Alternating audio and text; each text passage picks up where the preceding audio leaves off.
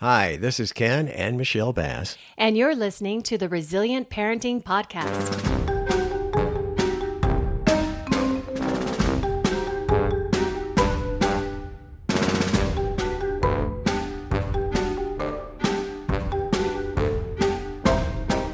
Hello. Hello. How are you doing? I'm fine. What's your name? I've seen you here before. My name's Michelle. I'm Ken. And nice to meet you. Want to go out sometime? This is weird. Yes, actually, I would like to go out, and that doesn't mean going to the grocery store or where else have you considered a date? I'm trying to think. Walking around the neighborhood with the dog. That's nice. Yeah. Okay. With the dog, you didn't even include me. Well, you were here too. Sorry. Oh, okay. I see. So far, trying to pick up my wife on the microphone here is not working too well. Okay. Oh, I think everyone can hear me, Ken. Oh, okay. They can. I'm definitely being picked up You are? on the mic. Oh, you can pick us up just. Oy. Coming up, we had a great conversation. With someone we've talked to before. Yes, we didn't scare her off. She came back for more. Silly. Coming up.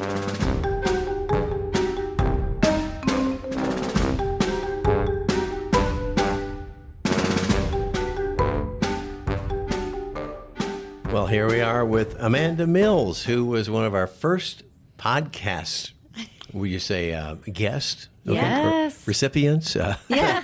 Stars? Yes. Someone we didn't scare away. Yeah. Amanda Mills, Strengthening Family Specialist with the Idaho Association for the Education of Young Children. And we're talking about what category are we talking about today? Michelle told me, but, I forget things. He doesn't listen. Yeah, no, What? that's What? understandable. What was that? Yeah, so I'm here to talk a little bit, sort of the idea of parenting a neurodivergent kiddo. I'm certainly not an expert, but I have a son who has ADHD and sensory processing disorder. And so I've been sort of learning alongside him for the last, let's see, what would it be? 5 or 6 years now.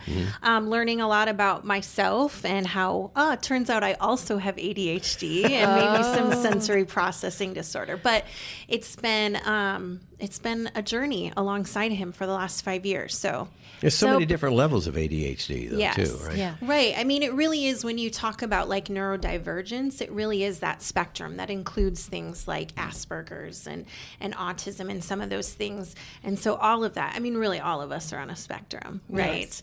So before we get there, is there anything that you'd like, because we may have some new listeners who don't know where you're from and what you do. Yeah, thank you. So- Well, first I'd like to say, Ken, I'm very impressed that you were able to roll that off your tongue because The Idaho most Association people, for the Education of Young Children? Yes, it's not real easy. And, it's funny because it's shortened to Idaho-AEYC, which is not much easier. It's Which like I wouldn't all the remember vowels, that. Right. Yeah. AEYC, okay. Yeah. So the Idaho Association for the Education of Young Children is all about supporting children in Idaho, whether that be in their homes, with their families, with child care providers, early educators. We have multiple programs within that so that, we work with child care providers and early childhood educators. We work with families. We support, we have our early learning collaboratives, which are locally driven support for families in 25 communities across the state of Idaho. So it is a nonprofit across the whole state. So this is something, regardless of where you're at in Idaho, you will have access, or they'll be fairly close. Yeah, absolutely. And so they can go online and they can see all the different resources. Yep, it's Idaho-AEYC.org. And so you can learn a little bit more about the work that we do, the people that are doing the work, and more about the programs that we have. Okay. Well, now Yeah. we can move forward. I just wanted to make sure we didn't miss that part. Yeah, I 'cause that's appreciate that. important. You want me to say it again? Okay. Okay. The Idaho Association for the Education of Young Children, otherwise known as the IAEYC. Nailed it. Okay. My part's done. Yeah. Moving on. Yeah, no, I appreciate you guys letting me come talk with you again today. So thanks for having me. So you're going to talk more about neurodivergency. Yes. Okay. Yeah, thank you. What is that?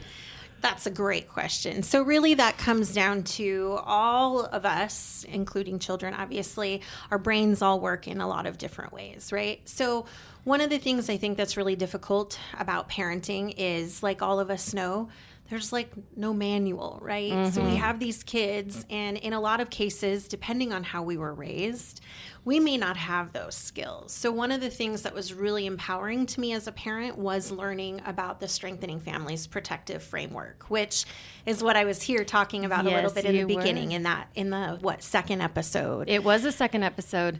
Let's name the 5 protective factors.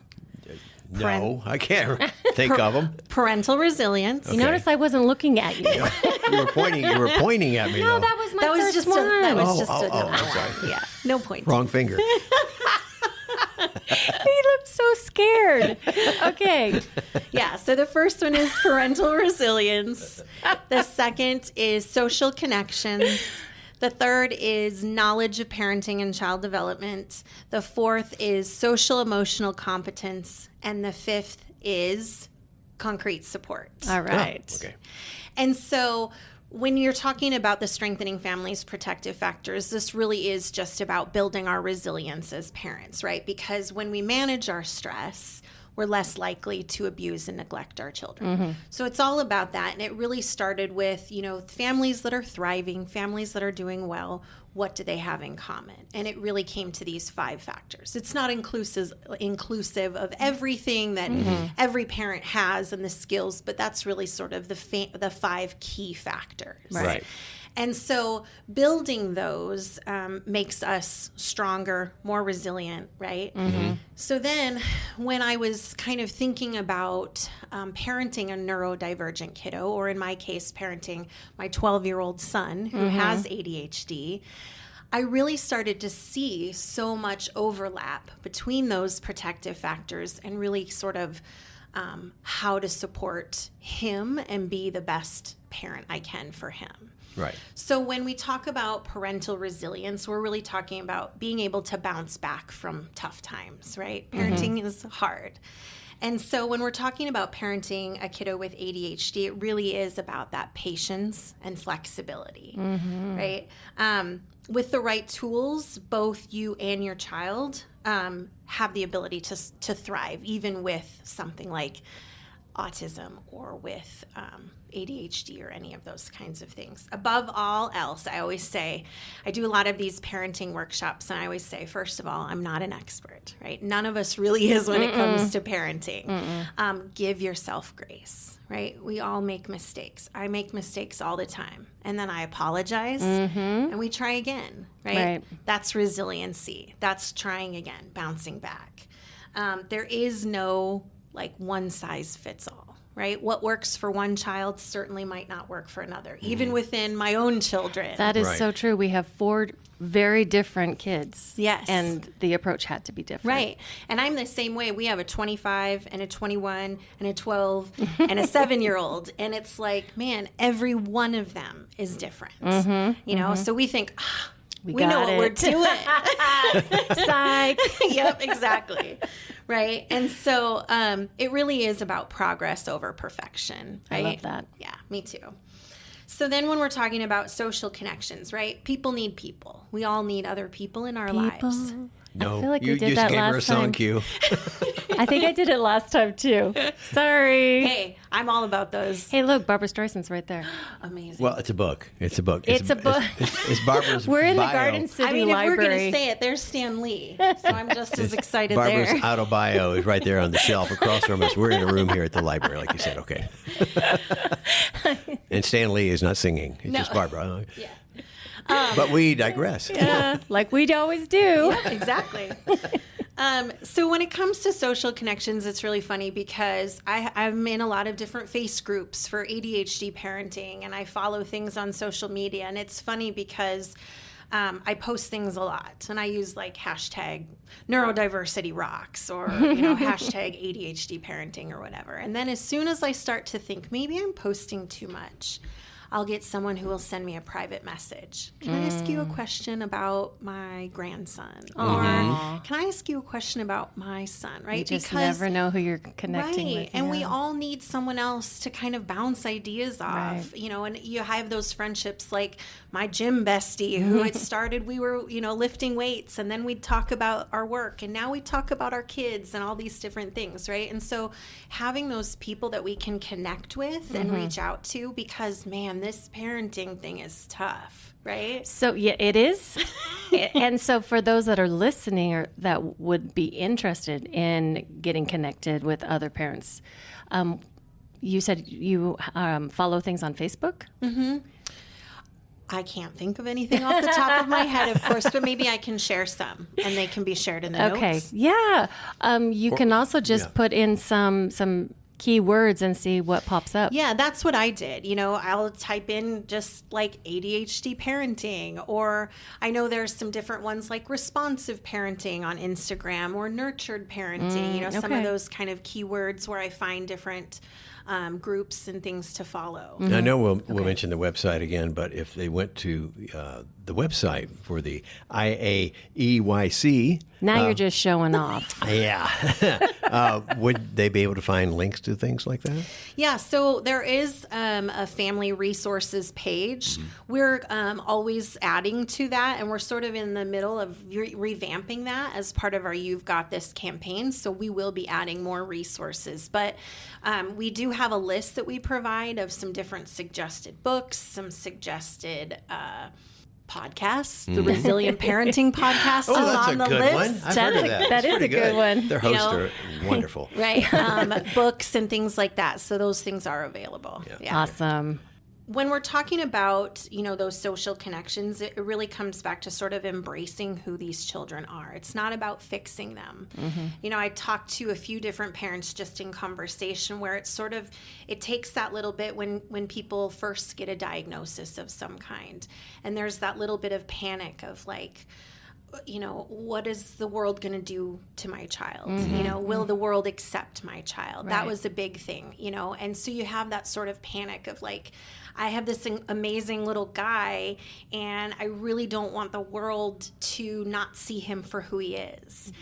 So sometimes it takes that little bit of time. And for me, and of course, I think most parents are like this, I just think he is the most amazing little dude in the whole wide world, and he's absolutely magic. And so I have to remind myself that the world may not see him the way I see him, but I will do everything I can to build his confidence, give him the tools that he needs so that he can go out into the world and hopefully show everyone how magical he is. Right?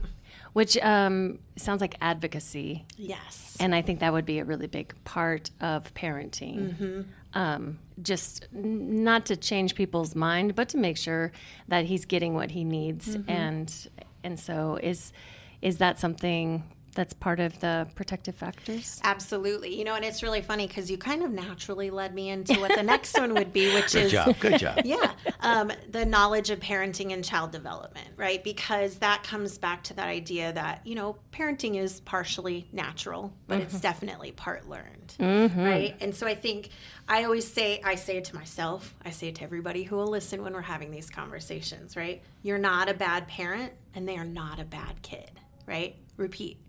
You're not a bad parent, and they're not a bad kid, right? I think that's such a big part of it because, you know, oftentimes kiddos like this, it's like, oh, well, they're defiant, right? Or they're lazy. That's a big one. He's 12 years old. He's in middle school. Middle school is the absolute worst, right? And so much of it just comes back to like, oh, he's just being lazy, or he's just a troublemaker. And it's really not. He literally cannot do some of these things, right? It really is neurological. And so I have to remind myself of this a lot. I talk to him a lot about his brain, right? Some parents choose to medicate their children, some don't. We found a medication that works really well for our son. And so then when he doesn't take it, he'll kind of start acting out, and he'll say things like, oh, well, it's because I didn't take my medicine. And I'm like, oh, but that's not like a free pass to do whatever you want, right? That's just one tool. You have a whole toolbox of tools. And so we talk a lot about, like, your brain is different, and you're going to have to find the skills that you need so that you have the ability to be a functioning adult, right? I'm not always going to be there to advocate for you. So you have to learn some of this too. So true. And some of it's thinking outside the box. You know, when we're identifying struggles that he has that I think shouldn't be a struggle, I have to remind myself. So, for example, every morning we have this battle of, like, he forgets his socks downstairs. Now his timer's going off. He's supposed to get ready for the bus, and he doesn't have the socks. And it's like, I've said over and over, like, bring your socks up when you come upstairs, right? Just bring them up with you. Right. We've put sticky notes on the mirror, like all these things, and he doesn't do it. And it's this battle every morning. And then my husband, who's not usually there in the morning because he goes to work early, he says, well, couldn't we just have a basket of socks up here?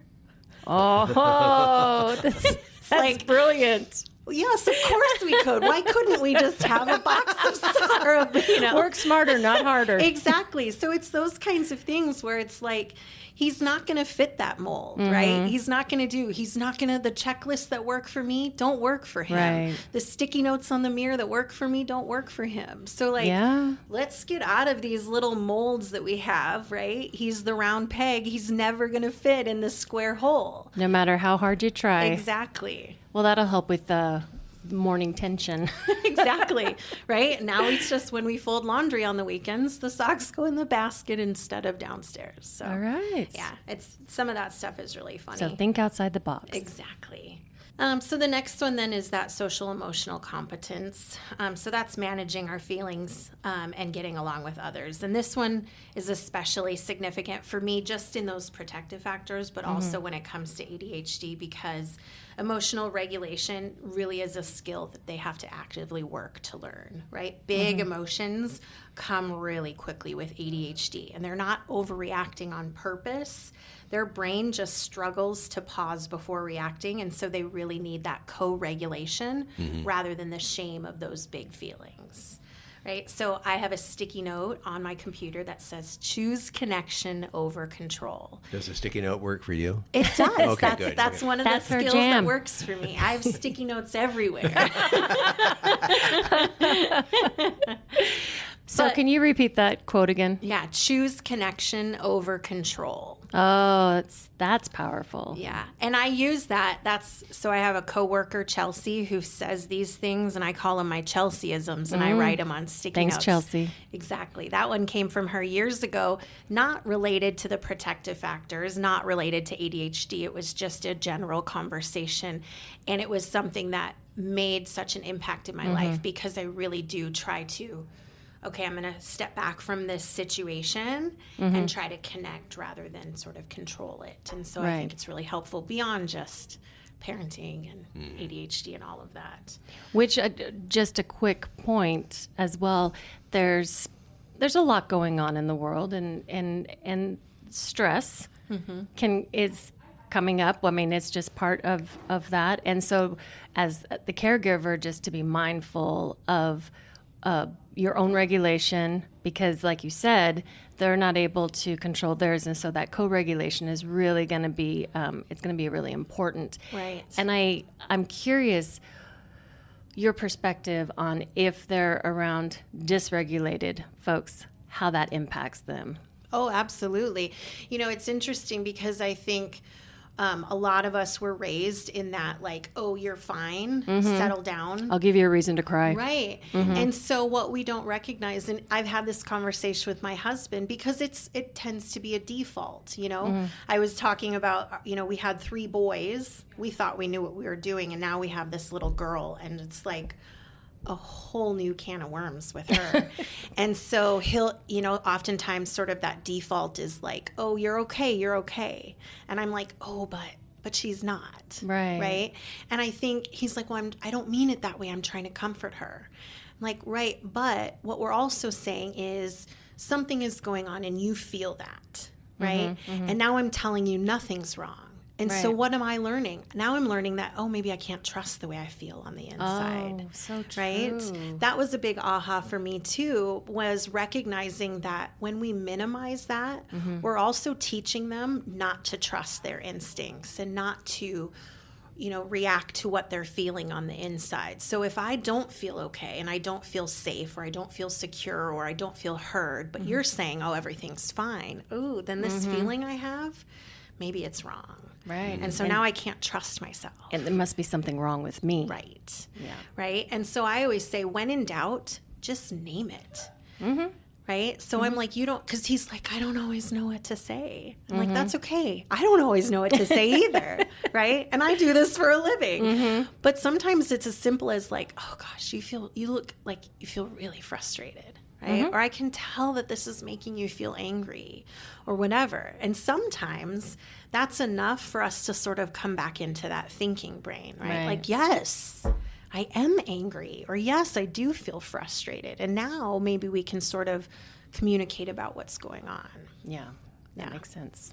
And the last protective factor, which I think is really, really important when we're talking about any of this kind of stuff, is concrete support, right? Every one of us needs help sometimes. That's just the nature of it. Nobody's gotten to where they are without some sort of help along the road. And so that's where, again, I always come back to, like, you don't have to have this figured all out. You don't have to do it on your own, right? Some strategies work and some don't, but you don't have to have all the answers. And you can seek out trusted resources. If your child is of school age, you can talk to their teachers. If they're in early childhood, talk to those preschool teachers, whatever it is. I just had a meeting with my son's counselor to sort of reevaluate his 504, and it was one of the best meetings I've ever had. She made suggestions that I would have never come up with on my own, right? Can you share some of them? Yeah, well, so like one of the examples that she gave, because he loses stuff constantly, like he can't keep track. So he wasn't turning assignments in because he was losing them. And I was like, we've tried labeling a binder and we've tried different colored folders and we've tried Post-it notes. Have I reiterated how important Post-it notes are for me? Have you tried putting them all in a basket upstairs? Right. Checklists, all those things. Like, I don't know what to do. And she said, well, what if we just have a spot in the classrooms where he can just put those worksheets so he doesn't have to keep track of them. He doesn't have to take them with him. He doesn't have to put them in a color-coded folder.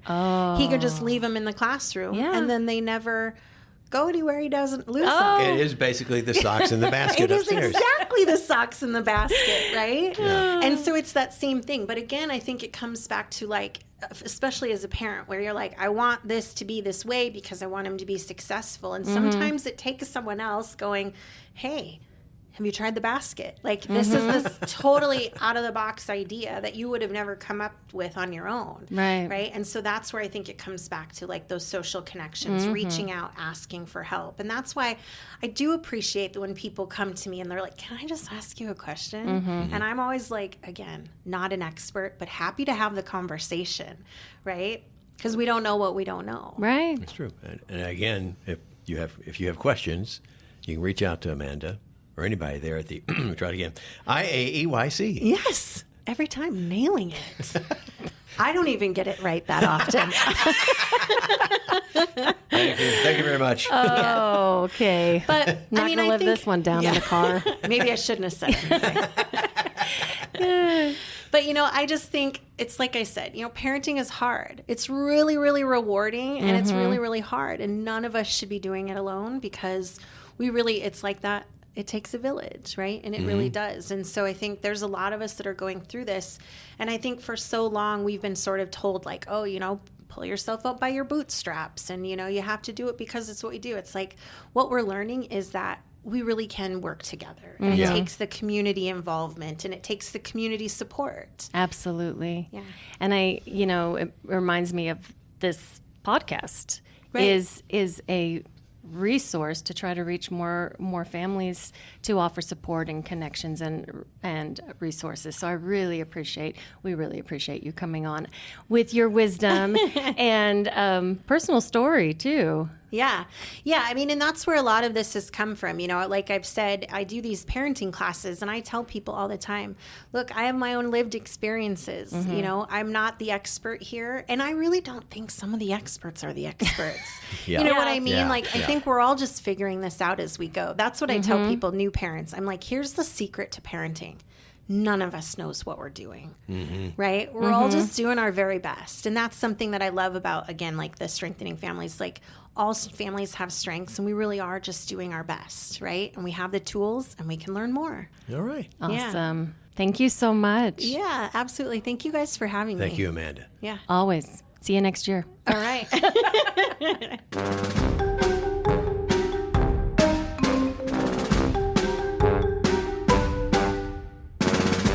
This podcast is brought to you by the Idaho Children's Trust Fund.